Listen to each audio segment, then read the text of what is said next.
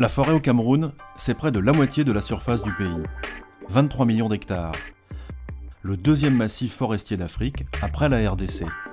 Un enjeu considérable pour le pays. En 1994, une loi forestière a permis de décentraliser la gouvernance des forêts. Cette loi s'inscrit dans les engagements de l'État du Cameroun pour impliquer les collectivités locales, les populations, dans la création des espaces forestiers, dans l'aménagement des espaces forestiers. En 2006, la création d'une association nationale regroupant les communes forestières du Cameroun a réellement permis de concrétiser cette démarche. Aujourd'hui, c'est une cinquantaine de communes du Cameroun qui sont engagées dans ce processus. Ce projet a permis de mettre en place plus d'1,7 million hectares, 1,5 million à 1,7 million hectares. Je veux parler des classements et des aménagements de ces forêts.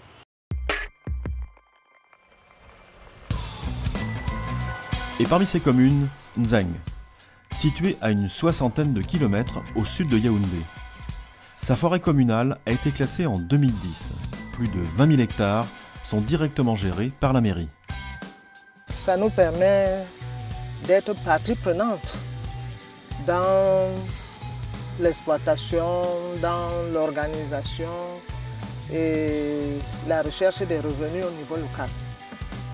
À Nzeng, c'est Rodrigue qui s'occupe des opérations de prélèvement. Aujourd'hui, son équipe a repéré un coteau.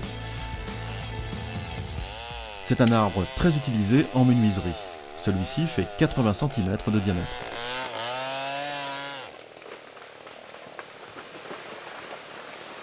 On est dans une forêt, on retrouve différentes essences. Mais il y a un travail en amont qui est fait, où on procède à une sélection d'essences. Et on définit les diamètres de manière à ce que la forêt puisse se reconstituer elle-même. Le plan d'aménagement s'étale sur 30 ans, à raison d'un taux de prélèvement annuel de 2 à 3 arbres par hectare. Soit un abattage potentiel de 2000 arbres chaque année pour la commune. Cette gouvernance raisonnée de la forêt est une véritable source de revenus pour les communes qui ont pu multiplier par 20 ou 30 leurs ressources propres.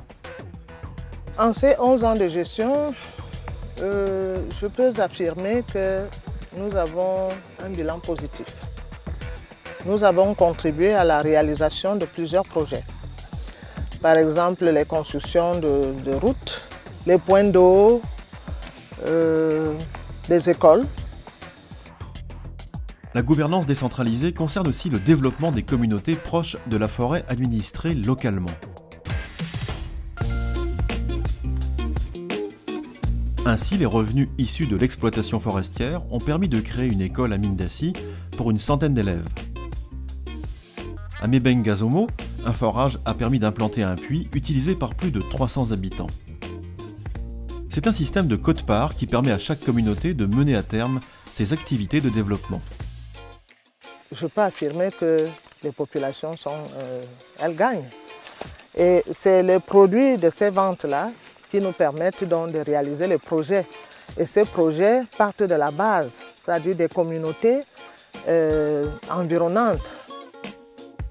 Ainsi, toujours à Mebengazomo, 250 chaises ont été fournies à la communauté.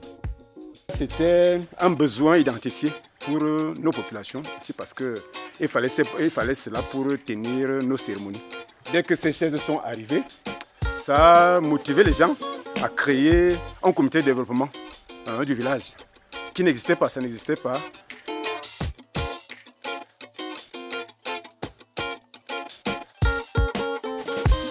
L'expérience, notamment de la foresterie communale au Cameroun, a montré et a démontré qu'on peut concilier l'environnement et le développement économique local.